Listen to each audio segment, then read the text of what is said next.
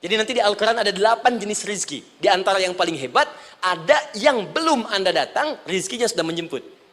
Ada orang mendatangi rizki, ada rizki mendatangi dia. Contoh, Al-Imam Asy-Syafi'i sedang berdiskusi dengan Imam Malik, gurunya. Kata Imam Asy-Syafi'i, gak ada orang sukses yang instan. Cuman balikan telapak tangan dapat, tidak. Kata Allah, lihat orang-orang dulu. Lihat orang-orang hebat dulu. Bagaimana mereka bisa kaya, bisa sukses, bisa punya posisi. Masat umul ba'sa, petakan olehmu. Kadang sudah mulai, masukkan tender, tiba-tiba gagal, diserobot orang. Kadang-kadang orang yang dapat, Anda yang ngajukan, itu biasa. Anda berlanjut, diterangkan oleh Allah, hei, tugas suami saat mulai pertama kali menikah, maka tugas yang pertama, siapkan untuk mencari nafkah. Bagaimana caranya ya Allah? Diturunkan oleh Allah. Satu, jangan takut kehilangan rizki. Jangan pernah mencuri. Jangan pernah ngambil punya orang. Karena punya kamu akan saya berikan sempurna. Kamu ngambil punya orang, maka kamu akan menyulitkan diri sendiri. Itu akan dikembalikan pada yang berhak. Ya, turun Quran surah ke-51 ayat 22. Dirinci, begini cara nyarinya. Quran surah kedua ayat 168. Kalau Anda ingin cepat baru bergerak, rizkinya sudah dapat. Quran surah kedua ayat 172. Ada yang dahsyat, dia belum keluar, rizkinya yang mendatangi dia. Jadi nanti di Al-Quran ada 8 jenis rizki. Di antara yang paling hebat, ada yang belum Anda datang, rizkinya sudah menjemput. Ada orang mendatangi rizki, ada rizki mendatangi dia. Contoh, Al-Imam Asy-Syafi'i sedang berdiskusi dengan Imam Malik, gurunya. Kata Imam Asy-Syafi'i, Syekh, rizki itu mesti saya cari dulu, baru kita dapat. Kata gurunya, ya Syafi'i, ada rizki yang cukup kita beramal dekat kepada Allah, dia akan datang tanpa kita cari dengan ikhtiar manusia. Kata Syafi'i, mustahil. Kata Quran kan kita kerja dulu, baru datang. Kata Imam Malik, gurunya, kamu yang belum sampai. Kita amalkan ini, rizki datang. Maka berhenti sampai di situ, Imam Syafi'i pamit, di jalan tiba-tiba, beliau mendapati ada panen anggur, Pak, Bu. Terus dipanggil sama yang punya kebun. Ya, pemuda katanya, sini. Mau bantu nggak? Kalau kamu bantu, kami berikan anggurnya. Maka beliau bantu, panen, petik. Sampai setelah selesai diberikan anggur yang besar-besar, hanum. Senyum, senang beliau. Ternyata senangnya bukan karena dapat anggur. Senangnya karena merasa pendapatnya benar. Kalau saya nggak bantu panen ini, nggak akan dapat saya anggur. Cuma karena saya bantu, saya diberi ini. Maka rasa senangnya inilah dibawa kemudian kepada gurunya, ingin laporan. Tapi perhatikan adabnya. Dia tidak mengatakan, guru, nih saya benar. Kalau saya nggak ikut panen, nggak dapat saya ini. Perhatikan kalimat Asy-Syafi'i. Guru, tadi saya di jalan, dipanggil oleh pemilik kebun, ikut panen anggur. Begitu saya bantu, saya diberikan anggur ini. Beliau tekankan dengan kalimat yang kencang pada kalimat, begitu saya bantu, saya dapat anggur ini. Imam Malik tersenyum mengatakan, Masya Allah Syafi'i luar biasa. Ini siang begitu panasnya, tadi saya mau keluar ngajar, terfikir di benak saya, Allah, kalau ada anggur yang besar-besar, enak rasanya. Tiba-tiba kamu datang bawa anggur. Di Imam Syafi'i kerja dapat sesuatu, Imam Malik terfikir sesuatu, datang rezeki. Itu ada di Quran surah ke-7, teman-teman, ayat ke-96, paling kanan sebelah atas di mushafnya. Baik, teruskan dulu. Ya, Anda dalam mencari kerja, ingat, kalau Allah yang sampaikan pasti terjadi. Jangan dikira mudah.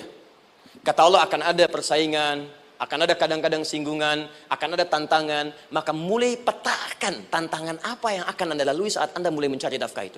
Maka turun Quran surah kedua ayat 214, paling kanan sebelah bawah. Am hasibtum an tadkhulul jannata. Hei, apa kamu mudah begitu saja mengira akan sukses dalam pekerjaanmu? Bahkan bisa diartikan surga, ingin masuk surga. Walamma ya'tikum mathalul ladzina khalau min qablikum. Sebelum engkau diuji seperti orang sukses dulu pernah sukses. Lihat mereka. Enggak ada orang sukses yang instan. Cuman balikan telapak tangan dapat, tidak. Kata Allah, lihat orang-orang dulu. Lihat orang-orang hebat dulu, bagaimana mereka bisa kaya, bisa sukses, bisa punya posisi. Masat umul ba'sa, petakan olehmu tantangan apa yang akan dihadapi saat engkau bekerja itu. Satu, kata Allah, ba'sun, ada yang ringan. Ya, ba's. Ba'sa, jama' dari kata ba'sun. Dua, dara'. Dia sudah menengah, jama' dari kata durun. Tiga, zilzal, ini yang paling tinggi puncaknya. Jadi kalau Anda sudah mendapatkan ini, yakinlah, berarti Anda akan mendapatkan posisi yang tinggi. Karena mustahil orang besar diuji dengan ujian yang kecil. Zilzal, ini bagian ketiga. Ba'sa, ba'sun, mulai. Kira-kira tantangan-tantangan ringan apa saja yang akan Anda hadapi? Ya, kalau saya contohkan misalnya dengan contoh yang lain singkat, Anda mau ke masjid, ingin konsisten, mulai hijrah, ingin dekat dengan Allah, Tiba-tiba yang tadinya nggak mau ke masjid, mulai ke masjid, diuji dengan hujan. Hujan kecil, rintik-rintik, shower. Begitu hujan, orang Arab mengatakan kalau hujannya bisa lewat tanpa payung pun, orang Arab mengatakan la ba'sa. La ba'sa ini ringan. Orang kita sambungin, labas. Dari bahasa Arab, lewat. Nah, jadi kalau Anda mau berangkat nih, siap bekerja, siap hadapi tantangan. Baru mau lewat hujan kecil, berarti itu tantangan kecil kita lewati. Macet, petakan, cari jalan yang kemudian sempurna, jalan yang kosong, buka Google-nya, buka Waze-nya, buka map-nya, cari. Jadi kalau pada yang kecil aja belum kita lewati, bagaimana mendapatkan yang besar? Anda mau ke masjid, dikasih hujan kecil. Mau berangkat gak jadi. Papa, kenapa gak jadi? Hujan mah, kan ada payung. Takut riak. Tuh. Setelah itu darwa. Maaf, tantangan fisik. Kadang-kadang mulai ke fisik. Mulai mengganggu. Ya, maaf, dirincikan kemudian oleh Al-Quran. Turun Quran surah ke-21. Ayat 87 sampai 88. Kisah Nabi Yunus alaihissalam. Yunus beraktivitas, bekerja. Bukan berarti gak ada tantangan. Kadang-kadang dibawa, kadang-kadang diusir, kadang-kadang Anda dapat misalnya proyek, kadang-kadang sudah mulai, masukkan tender, tiba-tiba gagal, diserobot orang, kadang-kadang orang yang dapat, Anda yang ngajukan, itu biasa. Kata Allah itu biasa, bukan cuma Anda, yang lain pun ada. Bukankah Allah ajarkan kisah Sayyidah Hajar alaihissalam dengan Ismail? Bukankah bolak-balik naik Safa Marwah, kadang di atas, kadang di bawah, kadang lihat peluang, sampai Marwah ternyata bukan air. Terkadang Anda yang bekerja, tim yang lain yang mendapatkan karena kerja keras Anda bisa jadi terjadi. Bukankah yang kerja keras Hajar yang dapat Ismail? Mungkin Anda yang konsep yang dapat minyaknya orang lain. Mungkin Anda yang kerja, kan yang suksesnya teman Anda, gak ada masalah. Dan itu kemudian akan bermanfaat bagi Anda. Tidak mungkin setiap keringat yang keluar dari diri kita mustahil kecuali akan melahirkan manfaat yang kembali pada diri kita. Tantangan. Tapi yang paling dahsyat ini yang gak ditemukan di sebagian referensi yang kita baca. Ketika Allah menjelaskan semua tahapan-tahapan tantangan ini sampai ke puncaknya zilzal. Zilzal itu kalau bahasa sekarang gempa. Ada ujian yang menggoncang hati kita. Ketika Anda kerjakan, ya Allah, tantangannya dahsyat. Kenapa mesti saya, ya Allah? Kau nggak selesai-selesai, ya Allah. Itu wajar, teman-teman, itu biasa. Kata Allah, orang dulu saja mengatakan, mata nasrullah, kapan ini selesai? Berbahagialah kalau teman-teman sudah mendapatkan tantangan puncak yang paling tinggi ini. Ini artinya Allah sedang mempersiapkan Anda menjadi orang besar di kemudian hari.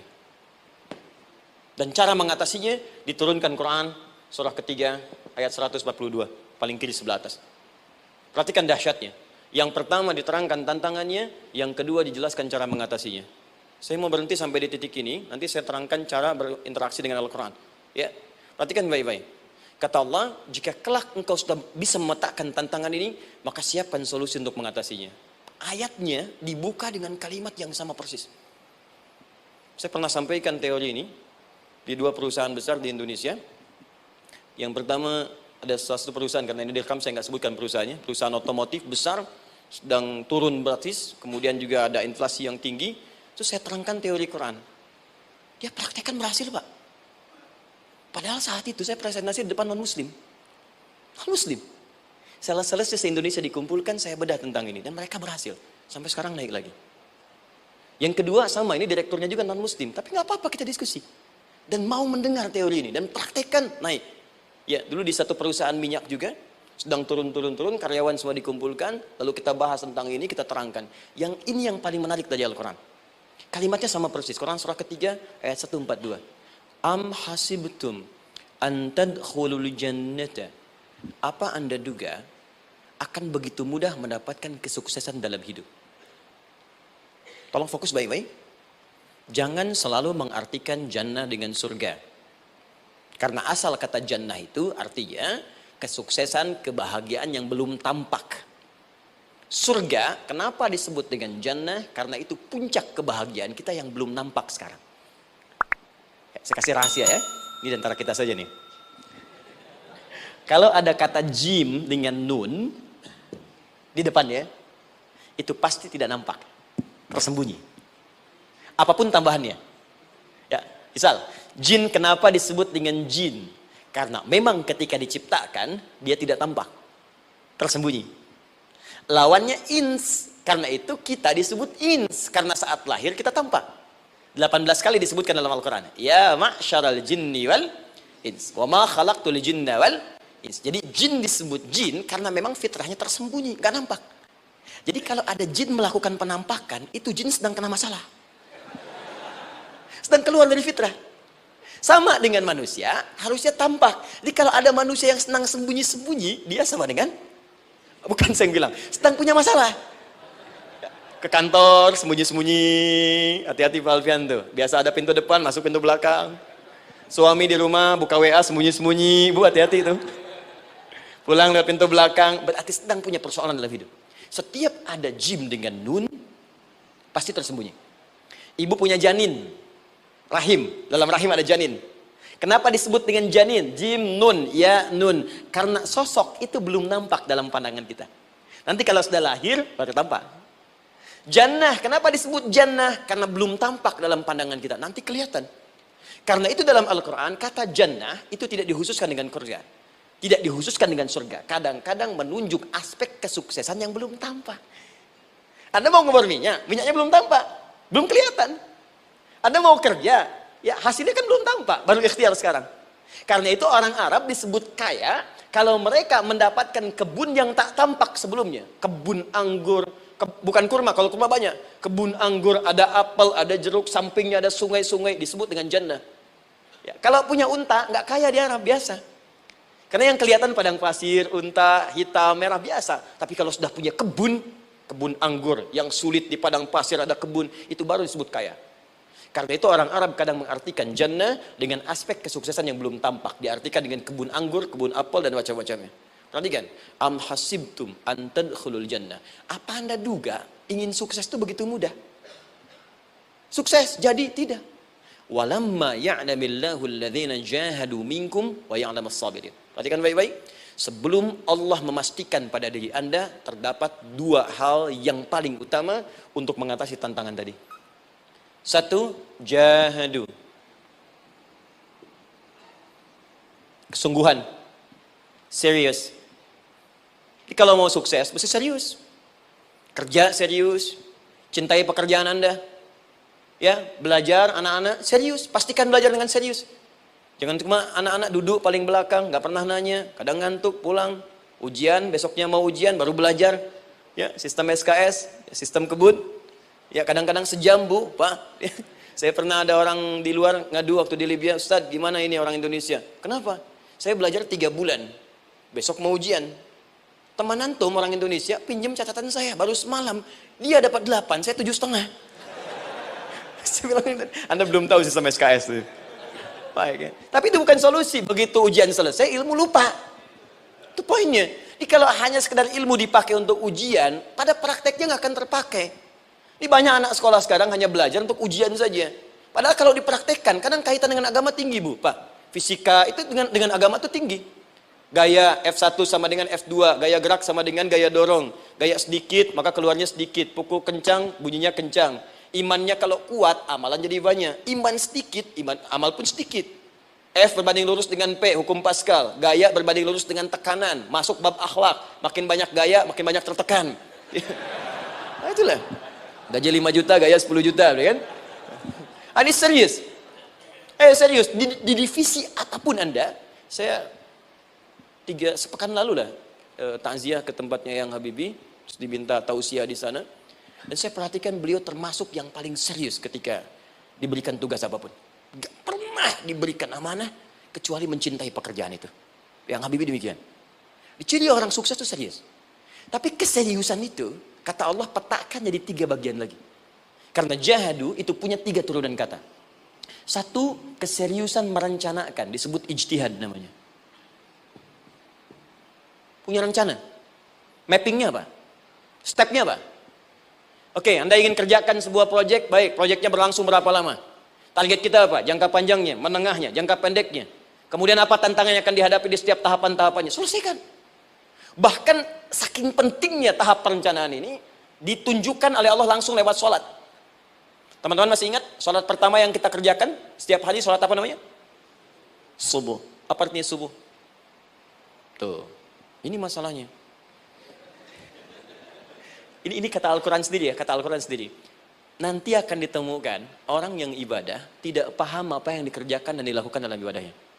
Contoh sholat. Kata Allah akan ada orang sholat yang saat sholat tidak mengerti apa yang ia baca dan ia lakukan dalam sholatnya. Jujur tanyakan pada diri kita. Sampai detik ini, dari sekian ribuan kali ruku dan sujud, berapa persen bacaan sholat yang kita pahami? Jangan-jangan kita ruku tapi nggak ngerti yang dibaca. Sujud tak paham yang diungkapkan. Bagaimana bisa khusyuk? Mustahil. Maka kembali ke sini. Kenapa sholat pertama itu disebut dengan subuh? Teman-teman, ternyata semua nama sholat dari subuh sampai isya, plus bacaan dan gerakan dari takbir sampai salam, itu bukan sekedar gerakan semata. Semua ada artinya, ada maknanya. Dan diajarkan oleh Nabi langsung. Subuh disebut dengan subuh. Ada dua kata. Satu, fajar. Quran surah ke-17 ayat 78. Inna Qur'an al-fajri kana mashhuda. Kedua, subuh di surat At-Takwir. Was-subhi idza tanaffas. Kenapa disebut fajar? Fajar itu pancaran positif, pancaran kebaikan. Jadi kalau yang baik disebut fajar. Kalau yang jelek disebut fujur. Fujur ada di Quran surah 91 ayat 7 sampai 8. Wa nafsi wa ma sawwaha fa'alhamaha fujuraha wa taqwaha. Fujur itu rambatan, gelombang buruk yang muncul dari nafsu. Ya, ditembuskan ke elemen tubuh kita. Misal gini. Tiba-tiba pengen marah. Ya, di tubuh kita mengatakan melotot, maka ini ada pancaran di hati kita nyambung kemudian ke mata. Ini rambatan dari sini ke mata disebut fujur namanya. Mau ke tangan pukul, masuk ke tangan. Itu rambatannya disebut fujur namanya. Ya. Yang baiknya disebut fajar. Ya, misal saya ingin sholat, tiba-tiba hati mengatakan sudah azan, merambat ke kaki, cepat melangkah. Cepat wudhu. Nah, itu rambatannya disebut fajar namanya. Atau infajar. Ini pasti ada, ya. Fujur nama lainnya nafsu. Disebutkan 115 kali dalam Al-Quran. Takwa, rambatan fajar, sumbernya takwa. Disebutkan 115 kali dalam Al-Quran. Di jiwa kita ada takwa, ada nafsu. Takwa yang dorong malaikat, disebutkan 88 kali dalam Al-Quran. Nafsu yang dorong setan, disebutkan sama 88 kali. Di setiap Anda akan mengerjakan satu hal, pasti akan yang mendorong pada yang baik, akan mencegah dari yang baik itu nafsu. Pasti itu. Pak Alpian mau tanda tangan proyek. Tiba-tiba disodorkan, Pak, ini Pak. Kok begini proyeknya? Perbaiki, karena ada yang nggak beres. Tapi fee-nya lumayan Pak, 1 miliar. Nggak bisa, jiwa takwa mengatakan jangan terima Pak. Bapak mengatakan maaf, ini jari tahiyat, gak akan pernah dipakai maksiat, perbaiki, datang lagi. Ini Pak, kok sama? Fee-nya diperbaiki Pak, 100 miliar. Nafsunya mulai berkata, terima. Takwanya bilang, jangan. Akhirnya beliau katakan, tangan tahiyat gak akan pernah dipakai maksiat. Tapi tunggu, saya istiqoroh dulu.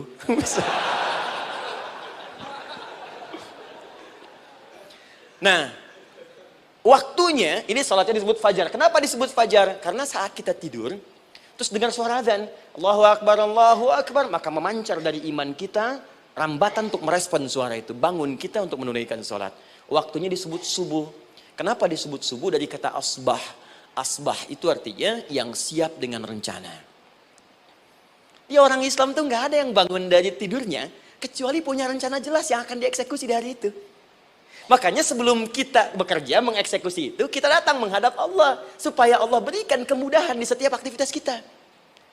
Coba lihat manajemen Nabi. Bukankah sebelum tidur beliau istighfar dulu? Dirinci pekerjaannya, dicatat yang akan dikerjakan besok, istighfar 70 kali, 100 kali, sehingga dengan istighfar saat tidurnya tenang. Coba kita biasakan. Ada yang baca Quran, ada yang istighfar. Kalau nggak percaya silahkan cek. Begitu Anda lakukan, tidurnya enak.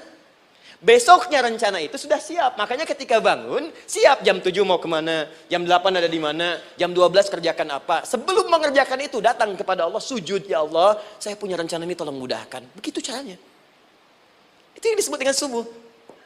Nah, sekarang kembalikan, peta hidup kita mau seperti apa ke depan? Ijtihad. Yang kedua, kalau sudah jelas konsepnya, visinya sudah ada, maka jihad. Yang kedua, jihad. Jihad itu eksekusinya, aksinya, actionnya, perjuangan fisiknya. Rencananya apa? Tahajud malam nanti. Bismillah. Jam berapa? 2:30. Baik, yuk kita mulai rencanakan. Eksekusi rencananya. Bagaimana cara kita bangun 2:30? Pasang alarm. Jam berapa alarm dipasang? 3 kali. Pertama 1:30, kedua 2:kurang 1/4, ketiga jam 2 lewat 1/4. Baik. Alarm pertama untuk mematikan alarm kedua. Alarm kedua matikan alarm ketiga. Ketiga siap-siap. Baik. Siap bangun. Jihad. Awas, ini penting ya. Jihad itu jangan dipersempit maknanya kepada situasi peperangan saja, tidak. Banyak jihad itu luas sekali medannya. Karena jihad itu perjuangan fisik. Dan maaf sekali, dalam konteks perang pun bukan menyerang orang. Tapi membela diri saat diserang. Di Islam itu bukan agama ekspansi. Cek di sejarah, nggak ada Islam menyerang. Yang ada itu membela diri saat diserang. Atau saat orang lain dizalimi dan kita diminta untuk terlibat, kita membantu. Ini bukan dalam konteks sekarang yang banyak dibincangkan. Tembak orang, bom orang, nyerang orang. Bukan. Itu waktu kejadian bom Tamrin itu pertama, saya di Lampung posisinya. Itu begitu meledak, duar. Pertanyaan pertama Pak di Majelis Taklim, Ustaz, apakah bom di Jalan Tamrin termasuk jihad fisabilillah? Saya bilang, Pak, sependek pengetahuan saya, jihad fisabilillah itu jihad di jalan Allah, bukan di Jalan Tamrin. Kaidahnya beda. Nah, misal mencari nafkah itu jihad. Cari nafkah jihad. Quran surah keempat ayat 34, paling kiri sebelah atas. Tugas pertama ketika menikah, kata Allah, ar-rijalu qawwamuna 'alan nisa.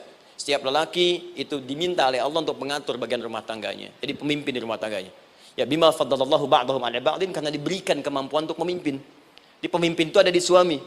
Dan ciri khas pemimpin, Bu, biasanya ciri khas pemimpin apa, Bu? Bukan tegas, bukan. Ciri khas pemimpin itu tidak mau dipimpin. Makanya kalau ada sesuatu, masukkan lewat usulan, jangan beri saran. Kalau saran susah, itu pemimpin. Baik, tapi yang paling luar biasa kata Allah, perhatikan kalimatnya indah sekali. Wa bima anfaqu min amwalihim. Saya berikan tugas untuk mencari nafkah. Ketika seorang lelaki bertugas mencari nafkah, ingat ya, konteks apapun, kalau perempuan nanti bekerja bukan nafkah poinnya. Bisa hobi, ya, bisa aktivitas, tapi nafkah kalau sudah menikah itu ada pada suami. Perempuan tidak. Kalaupun tidak dilarang perempuan bekerja, tidak. Sayyidah Aisyah mengajar, ada yang para sahabiah jadi perawat. Ada yang pengajar, banyak dulu sahabat Nabi yang perempuan mengajar. Ya kan ada pelajaran-pelajaran khusus perempuan.